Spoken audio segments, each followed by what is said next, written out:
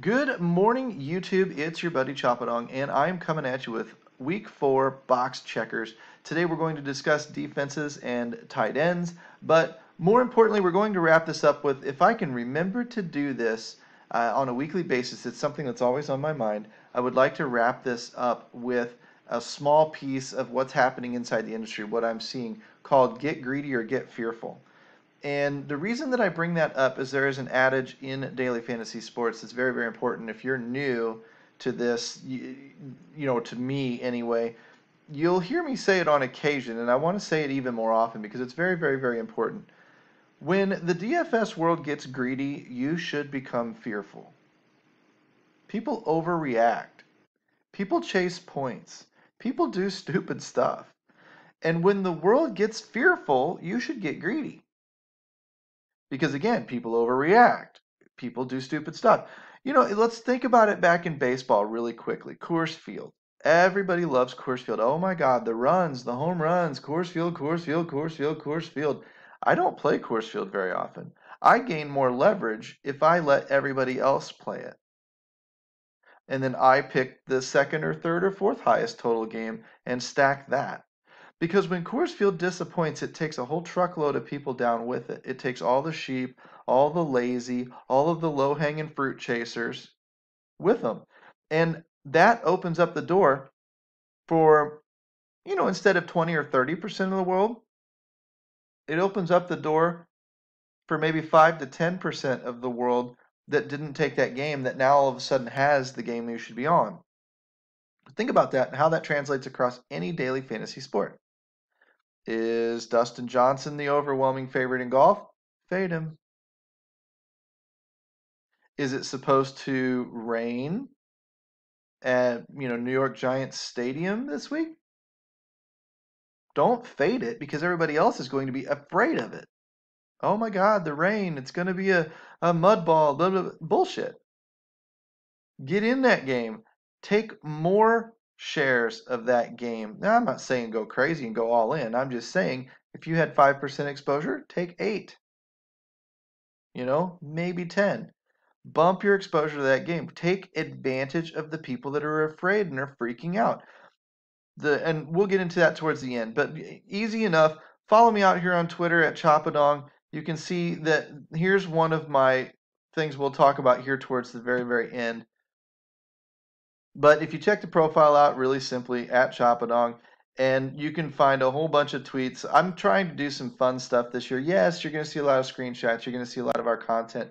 You're going to see some of the people that I know and I trust that I comment with out there on the internet. But what you're going to see, hopefully, is some fun statistics centered by some funny little gifs. I'm going to try and give you guys some content, some information as well as all of the stuff that's going on inside DFS Army, which, if you're not familiar with DFS Army, is very, very simply a one-stop shop for all things daily fantasy sports. Baseball, football, basketball, doesn't really matter. Just popped a $1 million winner last week off of our coach's notes and some of the coaching and the Domination Station Optimizer inside our VIP program. So if you're not considering that, you need to jump on the train because the aftershock through the industry is going to be tremendous. Typically, when people catch fire and they catch momentum, it lasts for a little while. And then you can soak up all of the crumbs and you can get in there and get on some of those ripples of the aftershock when they happen and let some of those biscuits fall into your basket. That happens throughout sport. If you've ever played sports, you know what I mean. Momentum is a major, major thing. It's hard to predict, but when you see it coming, you turn and you surf it and you ride the wave. And we've got the wave right now inside NFL DFS. So you're going to need to jump on board, grab the coaching, unlock the tools, the coaching sheets, and all that stuff. You do that by clicking the link in the description or the comment section here of the video, dfsarmy.com. You can head out to Twitter. You can always click these things too. Use the coupon code CHOP, CHOP, and get that 20% off discount that lasts through the lifetime of your membership. Get into the community. That's the main thing. Get in here and get access to the coaching. Ask them questions. Hey, are my thoughts on the right track? Hey, when I'm talking about these couple of players, I see these couple of stats. What about these couple of players? Hey, is this an opportunity to fade the chalk? Is this an opportunity to whatever? I heard Chop say get fearful or get greedy. What the hell's that guy talking about? Has he lost his damn mind? I mean, these are the types of things that you can ask our coaches and get real life feedback from winning players. Okay, so without further ado, let's kind of dive in and let's talk week 4. Defenses, I use this chart right here. I make it myself every week. It's really, really simple. You get the favorites on one side, you get the dogs on the other side, you got the implied totals with them, and you got the spread and the team total, overall game total in the middle, right? Not rocket science.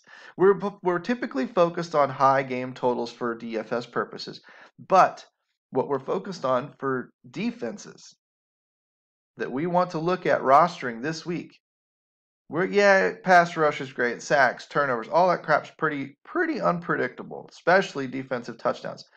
But what you can predict is that most of the time, the favored team facing an underdog with a low implied total is going to do well. Notice I didn't say under 40 points or whatever. I'm talking about the implied team total of the underdog, and I'm talking about a big spread for the favorite. I want to see over 6 points. That is an inflection point. Under 6, not as strong. Over 6, very strong in terms of having a good game. If you think about it game script wise, it makes a lot of sense. But implied team total also has inflection points in it too. Under 22, we should consider them. Under 20, definitely consider them a little bit more. Under 18, balls out. Huge spot, great spot. If I can find both those boxes checked, it's only 2 boxes. It's really 5 or 6, but it's only 2 really, really important boxes. Greater than a 6-point favorite, under 18 implied underdog total. Done. So let's go looking. Greater than 7, greater than 6, right? Under 20. So strong, but not as strong as we're looking for. 16, strong. Under 18, wham. Chargers, book it. Under 7 or better than 7. Under 20, so up there with Baltimore, strong. 6-point favorite, 24, no. 7-point favorite, under 18, book it. Chargers, New England, Atlanta, not a 6-point favorite. Rams, 6-point favorite, 20 points, close. Not 6 points, not 6 points, not 6 points. But being that these are not 6 points, these are under 18, right? So I would be looking at New England and the LA Chargers. This one, these are the 2 teams that I'm the strong. And yes, it's going to be chalky, but it's not generally so chalky that it's outlandish or crazy. You know, you look at the Chargers; they're going to be the chalk, I'm sure, facing Miami. So I might pay up for New England. Be a little different. I would consider Chicago, Denver. I would consider Baltimore. I would consider Indianapolis. And I might take all 5 or 6 of those teams, and I might just pick the cheapest one and run him out there. It's a volatile position. We don't need to get too crazy with it. We're in good spots with these teams. Now, if Buffalo, as the underdog, smashes and beats, 30-20 in the New England game, and all of a sudden Buffalo picks off Brady 4 times, oh my God, Chapadong was wrong. This guy's a retard. No, that's an outlier performance, and they will happen. And some lucky son of a bitch out there will predict it and will have it. And he might be in the Millie Maker lineup. Who knows? But a guy like that whose wild-ass crazy guesses are paying off this week probably won't pay off the next couple of weeks. You always need to take that into consideration. Keep yourself in the smart spots and just let the good days happen, especially when it comes to a volatile position like defense. Now, how are we going to get to tight end? We're actually going to go into the DFS Army Research Station for tight end. I've got the tight end tab opened up, and really I'm going to care about a few things. I want the team at home. I want them favored. I don't care about really how much. I mean, yes, a bigger favorite helps, but I want them favored, and I want them implied to score points, and then I want my tight end getting targets and getting red zone targets. I can see all of that on this tool. I click off the 8 o'clock games because we're only worried about the main slate. I'm a FanDuel guy. Everybody else seems to be a DraftKings guy, so I do FanDuel to be a little different. Shocker, be a little different. So if we've got all of our tight ends pulled up, what we can do is we can filter and sort this research station out. We go over to the Vegas section, we take the spread, and yes, you're going to miss some guys. We'll go back up and we'll plug them all in and see who we missed. but less than 0 points. That gives me the negative numbers, which gives me the favorites. Whack. All the red dudes will disappear.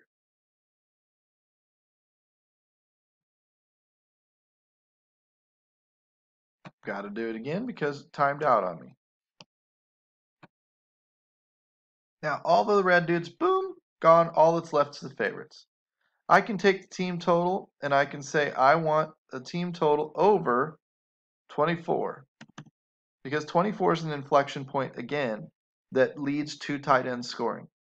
Really 25, but we'll call it 24. And these are the tight ends on my short list. Travis Kelce. Oh my God, the world. What a genius. This guy is just, oh, he's mind blowing with the people that he finds. I'm not interested in finding the really low owned guys yet.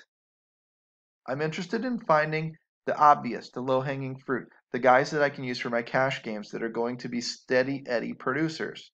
Travis Kelce, duh, is that guy. Evan Ingram, not a lot of competition in that offense for catches, now is there?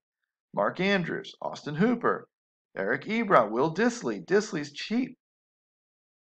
These are the guys that are going to focus. Now, look, let's be real honest. If you look at the rating system let's take that with a grain of salt. Are you trying to tell me that Will Dissly is twice as good a player as Travis Kelce? Get out of here with that shit. That rating needs work. It's out of balance. There's way too much price considered reflection in that rating because Travis Kelce is nowhere near. Will Dissly can't hold Travis Kelce's jock strap. He's not he's not qualified to change Travis Kelce's cleats. But Will Dissly is in a good spot and he's cheap. So we'll consider him. And I like to pay down for tight end. I'll probably have more Dissly shares than I do Kelce, but I mean I'm just trying to keep it real. Kelce, Ingram, Andrews, those are the big guns. Ebron's in a committee. Doyle's in a committee with Ebron, Dissly down there cheap. Everett, if you really want to punt something, you can go down the list a little bit, right? But this is generally the short list, generally the wheelhouse you want to stay in, okay? Now, we'll scroll over a little bit further and we'll find some of those guys and we'll see who's getting the targets per game. Kelce, Ingram, Andrews. Ooh, look at Hooper up there with 7 targets per game. Dissly with 5. Okay. Receiving TDs, we've got a few. Now, TDs are a little bit more unpredictable, but they tend to happen when you're at home, when you're favored, and when you're implied to score a ton of points. Go over here to the red zone. Notice I'm not looking at the matchup much. The one matchup I know is that Arizona Cardinals are terrible against the tight end. And right now we're just targeting them. Like 3 years ago, Oakland Raiders. Just like this year's Miami Dolphins for your defense. It's like, who are they playing? Who is in the matchup? Roster them. Lock, done. Right? So that's where Dissly's going to get a lot of love. Now, for tournaments, people are getting greedy with Dissly. So let's get fearful and you could fade him in tournaments. Get a whole different lineup construction if you pay up for a Travis Kelce. Where one guy pays down, you pay up. And guess what? Your lineup is different. If most people are paying down and you mostly pay up, you're going to have to take value somewhere else in your lineups where they didn't because they took it at tight end and bam, you're on a whole different construction. You can still be using stud players. You don't have to predict the D.D. Westbrook 4-touchdown game to win at Daily Fantasy Sports. I'm looking at red zone targets 5, 4, 4, 4, 4, 4, and 3. Okay. Inside the 20 receptions, caught all the balls. How's Travis Kelce been targeted 5 times and not caught one? I know of one in particular, that no-look Mahomes pass, but I mean, come on. That's going to regress. Travis Kelce's going to come on. So there's a tournament narrative for you. Is this the week? I don't know. But you could start banking on the fact that Kelce's going to start getting his. Inside the 10, even better. Right? Those are strong numbers for these guys. So when we scroll back over, we can look at the price and see 76, 68, 61, 64. These guys are all, I mean, Mark Andrews and Austin Hooper, I mean, $300 difference. Not a big difference. $400 up to Evan Ingram, right? So your odd man out might be a Travis Kelce, although brand name, Cadillac, everybody loves it. Dissly $5,400, $1,000 cheaper than Hooper, $600, $700 cheaper than Andrews. Okay, might be worth the savings. I'd prefer to see him down here at 4,500, but Disley got a little price hike because he scored a couple of touchdowns last week. C'est la vie. What are you going to do? He's at home. He's favored. He's implied to score some damn points. And he's getting targeted in the red zone, and he's getting 5 targets a game. He doesn't get the targets in between the 20s. He gets the targets when they count, right? So, yeah, I like him. But like I said, I'm not going to say he's better than Travis Kelce. I'm just going to say he may be more advantageous for your lineup this week. Okay? So, really and truly, roughly speaking, that's kind of how you're going to figure out these. That's how you're going to figure out these tight ends and these defenses. And that gets you off to a decent start. So if I come down here and I go ahead and I clear off these filters, and let's go see if we maybe missed anybody that we should be paying some attention to. I think we got the big guys right there off the top. But you've got Darren Waller. All right, there's a big one. Delaney Walker, Greg Olsen, TJ Hawkinson. Hawkinson at 5,200 might be a Disley pivot. Scroll down here a little bit, and it doesn't look like you've missed much. Waller, Hawkinson. Let's scroll over. Let's take a look at Waller. 10 targets a game. That's a big number. It's a big floor. No touchdowns yet. That's a number due to regress as well. Greg Olsen, 8 targets. Hawkinson, 5 targets. Hawkinson's dropped off a good bit off that first game. Might be a bounce back spot for him. I'm going to look over here at the red zone targets. And I'm going to look at Waller. Only 2 inside the red zone, partly because Oakland doesn't get in the red zone too much, right? He's caught them both. Hasn't been inside the 10 yet. Hawkinson 3, 1 inside the 10. So you're still getting the work, right? We're only 3 weeks into the season of numbers. So you're still getting the work. You'd rather these guys getting more volume. But I mean, this number here is pretty small sample size right now because you're not in the red zone a ton. You're not getting targets a ton. You just want to see that they are there. That you're not just completely being forgotten like Trey Burton, right? So again, that's how you're going to predict these types of numbers. Now let's talk a little bit. So my short list for defenses. What did I say? New England and the Chargers. And then if I come over to tight end, Disley, Ingram, Kelce, if I can get up to them. Maybe a Darren Waller type, right? Stack Mark Andrews with Lamar Jackson. Those types of things, okay? Those are your that's your tighter player pool. That's what you're looking to do. I've cut all that fluff out of the lineup. Then I'm going to go start thinking about who are we getting greedy on in the industry. I've already heard than Saquon Barkley being talked, being hurt. Then what's his name? Waller. That's not Waller. What's his name? Got to go back to Twitter for that one to see it. I got Waller on the brain. And I probably won't even see it here. Wayne Gallman. Thank you. Goodness. Lucky I found that. I wasn't going to come up with that name with Waller on the brain for nothing. But Wayne Gallman is being talked up. Everyone's talking about how much your fab are you using. Oh my God, did we pick him? Is he the back? Look, don't freak out. Don't overreact. Yes, he looked pretty good with Barkley gone. He probably is in line for some touches. But let's not think he's Saquon Barkley. Let's not act like he's Saquon Barkley. We're going to get a cheap price on the guy, most likely. Maybe he's going to get those 18 to 20 touches and but he might not be very good. I would temper expectations. And in tournaments, I'd be willing to fade him. Why? Because the world's getting greedy on him. The world's going to be greedy on Daniel Jones. The world's going to be greedy in a few spots this week. That's why it's important to pay attention to the ownership. But when you hear people going nuts, they automatically assume, oh, he's replacing Saquon Barkley. He's going to be used just like Saquon Barkley. Stop being stupid. He's a different player with a different skill set. He's not going to be used like Saquon Barkley. Probably be used a little less. How does that affect things? Well, everybody flocks over there. Everybody goes nuts over there. Everybody picks him up and owns him because he's cheap and he can't fail. And for cash games, maybe that makes sense because maybe he's going to be 30, 40% owned. And you can hide within the herd. And if he has a good game, you've got him. And if he has a bad game, well, everybody else got hurt too. But for tournaments, it makes sense to get away from that and be afraid when the world is getting greedy.